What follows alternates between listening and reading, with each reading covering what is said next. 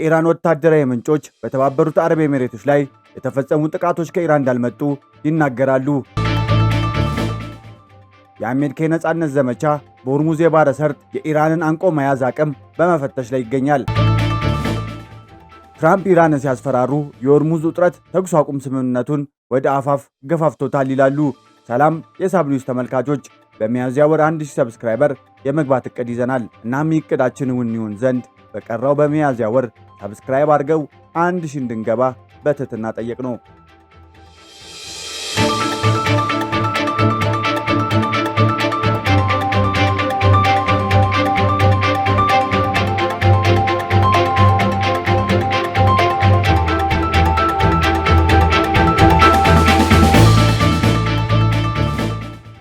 የኢራን ወታደራዊ ምንጮች በተባበሩት አረብ ኤሚሬቶች ላይ የተፈጸመው ጥቃት ከኢራን እንዳልመጡ ይናገራሉ።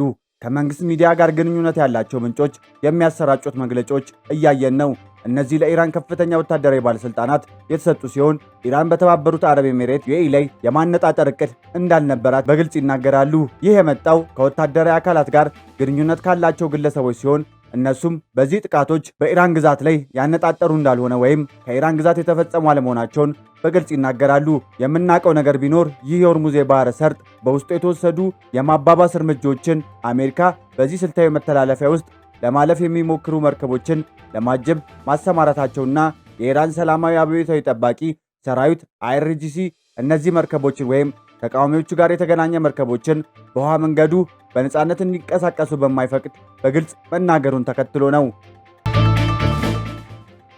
የአሜሪካ የነጻነት ዘመቻ በሆርሙዝ የባሕረ ሰርጥ የኢራን አንቆ መያዝ አቅም በመፈተሽ ላይ ይገኛል። የአሜሪካ የብሔራዊ ደህንነት ተንታኝ የሆኑት ማርክ ፓይፈል ቀደም ብለው ከአልጄዚራ ጋር ስለ ትራምፕ የነጻነት ዘመቻ ኦፕሬሽን ፍሪደም አውርተዋል።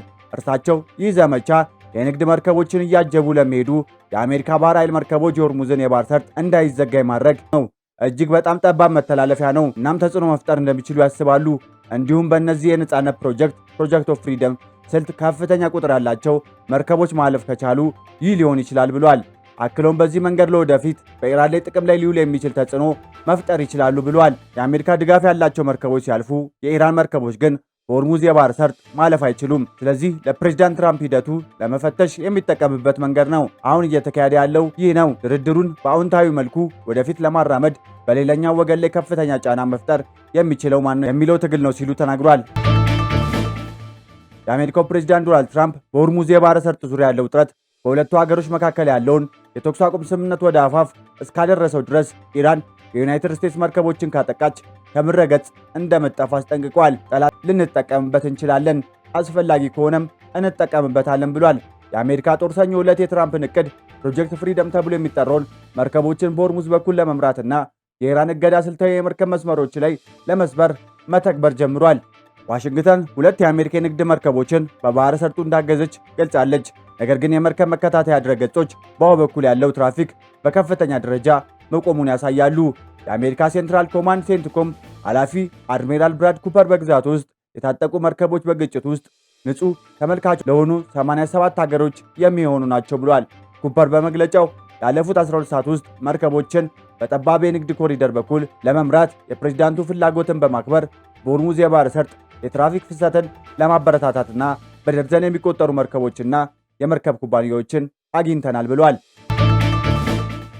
ታዲያ ይህ በእንዲህ እንዳለ የደቡብ ኮሪያ መርከብ ጥቃት ደርሶባታል። ሰኞ ዕለት ኢራን አሁንም በመተላለፊያ አቅራቢያ ያሉ መርከቦችን የማነጣጠር አቅም እንዳላት ያሳየች ይመስላል። ከደቡብ ኮሪያ ከተባበሩት አረብ ኤሚሬቶች የባህር ዳርቻ ውጪ አንድ ፍንዳታና እሳት እንደደረሰባት አረጋግጣለች። በተናጠል የተባበሩት መንግስታት የባህር ኃይል ንግድ ኦፕሬሽን ዩኬሚቱ በክልል ውስጥ ባለ 2 መርከቦች ላይ እሳት እንደመጣ አስታውቋል። ትራምፕ ሆርሙዝን በኃይል ለመክፈት ለታቀዱ ወታደራዊ እቅዶች የዓለም አቀፍ ድጋፍ ለማሰባሰብ ሲሞክሩ የነበረ ሲሆን በደቡብ ኮሪያ መርከብ ላይ የደረሰው ጥቃት በመጥቀስ ሲኦል ዘመቻውን እንዲቀላቀሉ አሳስበዋል። የኢራን የደቡብ ኮሪያ የካርጎ መርከብን ጨምሮ ከመርከቡ እንቅስቃሴ ፕሮጀክት ፍሪደም ጋር በተያያዘ ከእነሱ ጋር ግንኙነት በሌላቸው ሀገራት ላይ አንዳንድ ጥይቶችን ተኩሳለች። ምናልባት ደቡብ ኮሪያ ተልዕኮን ለመቀላቀል የምትመጣበት ጊዜ አሁን ሊሆን ይችላል ሲሉ የአሜሪካው ፕሬዝዳንት በማህበራዊ ሚዲያ ገጻቸው ላይ ጽፏል። 7 ትንንሽ ጀልቦች ወይም እነሱ እንደሚሉት ፈጣን ጀልቦችን መተናል። የቀሩት ብቻ ነው። ከደቡብ ኮሪያ መርከብ ውጪ በዚህ ቅጽበት በባህር ሰርጥ ውስጥ በማለፍ ላይ ምንም ጉዳት አልደረሰም። የኢራን ኦፊሻላዊ ዜና ወኪል ኢራን አንድና ወታደራዊ ምንጭ ጠቅሶ የአሜሪካ ኢራን የጦር መርከቦች ሰምጧል የሚለው የይገባኛል ጥያቄ ውሸት ነው ብሏል። ምንም እንኳ አሜሪካ በነዳጅ ምርት ውስጥ በከፍተኛ ደረጃ ራሷን የቻለች ቢሆንም በየካቲት 28 የተጀመረው የአሜሪካና የእስራኤል በኢራን ላይ የተካሄደው ጦርነት የዓለም አቀፍ ዋጋ የኃይል ዋጋ እንዲጨምር አድርጓል። በአሜሪካ ውስጥ የአንድ ጋሎን 3.8 ሊትር የጋዝ ወይም የነዳጅ ዋጋ ከጦርነቱ በፊት ከነበረው ከ$3 በታች ወደ ሰኞ ከ4.45 ዶላር በላይ ከፍ ብሏል። ይህም የዩኤስ ኮንግረስን መቆጣጠር የሚወስነው ወሳኝ የመሃል ጊዜ ምርጫ ከመድረሱ በፊት ባሉት ወራት ውስጥ የዋጋ ግሽበትን አባብሷል። ዋሽንግተን በባህር ሰርጥ ውስጥ ያሉ መርከቦችን እንደምትጠብቅ የሰጠችው ማረጋገጫ የኢነርጂ ገበያውን አልቀነሰውም። የዓለም አቀፍ የነዳጅ ዋጋና በአሜሪካ ያለው የነዳጅ ዋጋ ሰኞ ዕለት መውጣቱን ቀጥሏል። የሊባኖስ የዜና ማሰራጫ አልማያዲን አንድ ከፍተኛ የኢራን ባለሥልጣናትን ጠቅሶ የሆርሙዝ የባህረ ሰርጥ አስተዳደር ሙሉ በሙሉ በቴህራን እጅ እንዳለ ተናግሯል። ባለሥልጣኑ ለኢራን ጥቃት አድራጊዎች ያለን መልእክት ወደፊት ሂዱ ትነጣጠራላችሁ ብለዋል። ኢራን ኤሚሬትን መታች። ውጥረቱ በተፈጠረበት ወቅት ኢራን ሰኞ ዕለት የተባበሩት አረብ ኤሚሬቶች ላይ ያደረሰችው ጥቃት አድሳለች። የተባበሩት አረብ ኤሚሬትስ የመከላከያ ሚኒስቴር እንዳስታወቀው የአገሪቱ ኃይሎች 12 የባለስቲክ ሚሳኤሎች፣ 3 የክሩዝ ሚሳኤሎችና የኢራን ድሮኖችን እንደተቋቋመ አስታውቋል። በፉጅራ ኤሚሬት የሚገኘው የሚዲያ ቢሮ የኢራን ጥቃት በፉጅራ የፔትሮሊየም ኢንዱስትሪ ዞን እሳት እንዳስነሳና 3 ሰዎች መቁሰላቸውን አረጋግጧል። የተባበሩት አረብ ኤሚሬቶችና በርካታ የባህረ ሰላጤው ሀገራት የኢራንን ጥቃት አውግዘዋል። የተባበሩት አረብ ኤሚሬቶች ለማንኛውም ሁኔታ ለደህንነቷና ለሉዓላዊነቷ የሚደርስን ማንኛውም ስጋት እንደማትታገስና ለዚህም ያልተቀሰቀሱ ጥቃት ምላሾችን የመስጠትና ሙሉና ሕጋዊ መብቷ የተጠበቀ መሆኗን አብስራለች ሲል የዩኤስ የውጭ ጉዳይ ሚኒስቴር በመግለጫው አስታውቋል። ሰኞ አንድ የኢራን ባለሥልጣን ለኢስላሚክ ሪፐብሊክ ኦፍ ኢራን ብሮድካስቲንግ IRIB እንደተናገሩት በፉጅራ ላይ የደረሰው ጥቃት የአሜሪካ የፖሊሲ ውጤት ነው።